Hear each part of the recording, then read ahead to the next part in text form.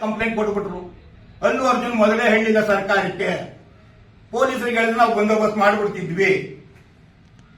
ಅಲ್ಲೂ ಒಬ್ಬ ವ್ಯಕ್ತಿ ಸತ್ತ, ರೇವತಿ ಅನ್ನೋ ಒಬ್ಬ ಅಮ್ಮ ಸತ್ತು 35 ವರ್ಷದಾಕೆ. ಅವರ ಮಗನಿಗೆ ಕರ್ಕೊಂಡು ಹೋಗಿದ್ದಕ್ಕೆ ಅವನಿಗೆ ಕೈಕಾಲುಗಳು ಗಾಯಗಳಾಯ್ತು. ಮಾರನೇ ದಿನವೇ ತೆಲಂಗಾಣ ಸರ್ಕಾರ ದ್ವೇಷದಿಂದ ಅಲ್ಲು ಅರ್ಜುನನ ಮೇಲೆ FIR ಹಾಕಿ ಅವನ್ನ ಬಂಧಿಸಿತ್ತು, ಅವನನ್ನ ಹೊಣೆಗಾರಿಕೆ ಮಾಡ್ತು. ಆಮೇಲೆ ಅಲ್ಲು ಅರ್ಜುನ್ ಆ ಎಮ್ಮನಿಗೆ 25,000 ರೂಪಾಯಿ ಪರಿಹಾರ ಧನ ಕೊಡ್ತಾರೆ. ಮತ್ತೆ ಆ ಮಗನಿಗೆ ಇಂಜೂರ್ ಆದಂತ ಮಗನ ಸಂಪೂರ್ಣ ವೆಚ್ಚನ ಭರಿಸ್ತೀನಿ ಅಂತ ಅಲ್ಲು ಅರ್ಜುನ್ ಒಪ್ಕೋತಾರೆ. ಆದ್ರೂ ಸಹ ಸರ್ಕಾರ ಒಪ್ಪಲ್ಲ. ಇಲ್ಲಿ ಕೊಟ್ಟಿರೋದಷ್ಟು ಘೋಷಣೆ ಮಾಡೋದು 10 ಲಕ್ಷ. ಅಲ್ಲು ಅರ್ಜುನ್ ಸ್ವಂತವಾಗಿ ಸ್ವಂತ ಹಣದಲ್ಲಿ 25 ಲಕ್ಷ ರೂಪಾಯಿ ಕೊಡ್ತಾರೆ. ಆಂಬ್ಯುಲೆನ್ಸ್ಗಳಿಲ್ಲ ಇಲ್ಲಿ. ಇಷ್ಟು ದೊಡ್ಡ ಸ್ಟೇಡಿಯಂ ನಡಿಬೇಕಾದ್ರೆ, ಆಂಬ್ಯುಲೆನ್ಸ್ಗಳಿಲ್ಲ. ಕೈನಲ್ಲಿ ಎತ್ಕೊಂಡು ಹೋಗ್ತಾ ಇದ್ದಾರೆ ಪಾಪ ಪೊಲೀಸರು. ರಾತ್ರಿ ಎಲ್ಲ ನಿದ್ದಿಗೆಟ್ಟಂತ ಪೊಲೀಸರು ಗಾಯಗೊಂಡವ್ರನ್ನ ಕೈನಲ್ಲಿ ಎತ್ಕೊಂಡು ಹೋಗ್ತಾರೆ. ಒಬ್ಬ ವ್ಯಕ್ತಿ 40-50 ಕೆಜಿ ಭಾರ ಇದ್ದವ್ರನ್ನ ಎಷ್ಟು ದೂರ ಎತ್ಕೊಂಡು ಹೋಗೋದು ಸಾಧ್ಯ? ಇದಕ್ಕೆಲ್ಲ ಯಾರು ಹೊಣೆ? ಆಯ್ತು, ಈಗ ಯಾರನ್ನ ಹೊಣೆ ಮಾಡ್ತೀರಾ? IPL ಟೀಮ್ನ ಹೊಣೆ ಮಾಡ್ತೀರಾ? ಸರ್ಕಾರ ಹೊಣೆ ಹೊಂದ್ಕೊಳತ್ತ? KCA ಸ್ಟೇಡಿಯಂನವ್ರನ್ನ ಹೊಣೆ ಮಾಡ್ತಾರ? BCCI ಹೊಣೆ ಮಾಡ್ತಾರ? ICC ಹೊಣೆ ಮಾಡ್ತಾರ? ಅಥವಾ ಈ ಟೀಮ್ನ ಮ್ಯಾನೇಜರ್ ಆಗಿರ್ತಕ್ಕಂಥ ಮ್ಯಾನೇಜರ್ನ ಹೊಣೆ ಮಾಡ್ತಾರ? ಯಾರಿದಕ್ಕೆ ಹೊಣೆ? ಈ ಕಾರ್ಯಕ್ರಮ ಆಯೋಜನೆ ಮಾಡಿದವರು ಯಾರು? ಅವ್ರು ಹೊಣೆಗಾರರು. ಆಯೋಜನೆ ಮಾಡಿದವರು, ಅವ್ರು ಮಾಡೇ ಮಾಡ್ತಿದ್ದ ಹಠ ಮಾಡಿದವರು ಯಾರು? DK ಶಿವಕುಮಾರ್, ಸಿದ್ದರಾಮಯ್ಯನವರು ಇದರಲ್ಲಿ ಮುಂದೆ ನಿಂತಿದ್ದವರು. ಅವರು ಹೊಣೆಗಾರ ಆಗಬೇಕು. ಈ 11 ಕೊಲೆಗಳಿಗೆ ಅವರೇ ಕಾರಣ, ಅವರೇ ಹೊಣೆಗಾರರು.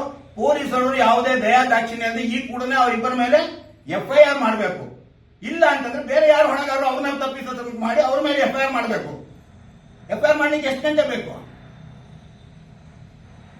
ಪೊಲೀಸರಿಗೆ ಆಗಿರ್ತಕ್ಕಂಥ ತೊಂದರೆನಾದ್ರೂ ಏನು ಯಾರನ್ನಾದ್ರೂ ಒಬ್ಬರನ್ನ ಮಾಡ್ಲಿಕ್ಕೆ?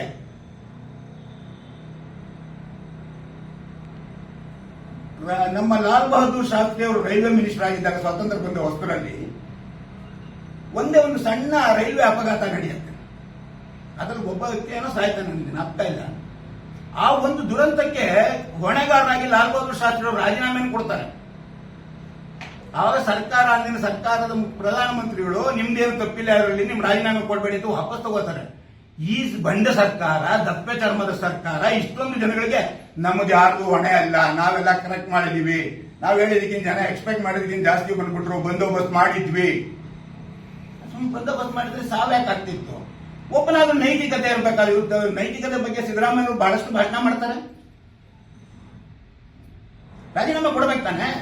ಈ 11 ಜನ ಆಗಿದೆ, ನನಗೆ ದುಃಖವಾಗಿದೆ, ನನ್ನ 11 ಜನ ಕನ್ನಡಿಗರು ಸತ್ತಿದ್ದಾರೆ, ಬೆಂಗಳೂರಿನವ್ರು ಸತ್ತಿದ್ದಾರೆ, ನಾನು ರಾಜೀನಾಮೆ ತಗೊಳ್ಳಿ, ನನಗೆ ನನ್ನ ಕೈ ಸರ್ಕಾರ ನಡೆಸಕ್ ಆಗ್ತಿಲ್ಲ, ಇಂಥ ವೈಫಲ್ಯ ಆಯ್ತು, ರಾಜೀನಾಮೆ ಕೊಟ್ಬಿಡ್ಬೇಕಿತ್ತು. ಈಗ ನಾನು ಕೇಳ್ತಾ ಇದ್ದೀನಿ, ಇಷ್ಟೆಲ್ಲ ಹೇಳೋ ನಾನು ಬುದ್ಧಿ ಕಲಿಸಿ ರಾಜೀನಾಮೆ ಕೊಡಿ ಸ್ವಾಮಿ ನೀವು ಫಸ್ಟ್. ಈಗ ಕೊನೆಯಲ್ಲಿ ಏನ್ ಹೇಳಿದ್ದಾರೆ, ಒಬ್ಬ ಮ್ಯಾಜಿಸ್ಟ್ರಿಯಲ್ ಎನ್ಕ್ವೈರಿ ಮಾಡ್ತೀವಿ ಅಂತ. ಯಾತಕ್ಕೆ ಸ್ವಾಮಿ ಮ್ಯಾಜಿಸ್ಟ್ರಿಯಲ್ ಎನ್ಕ್ವೈರಿ? ಈಗ ನಾವು ಇದನ್ನೆಲ್ಲ ಒಂದು ರಾಜೀನಾಮೆ ಕೊಡಿ, ಮ್ಯಾಜಿಸ್ಟ್ರಿಯಲ್ ಎನ್ಕ್ವೈರಿ ಬೇಡ ಅಂತ ಹೇಳಿದ್ರೆ BJP ಅವರು ಇದರಲ್ಲಿ ವಿರೋಧ ಪಕ್ಷದವರು ಅಂತ ಹೇಳ್ತಾರೆ. ನಾನು ಹೇಳ್ತಿಲ್ಲ.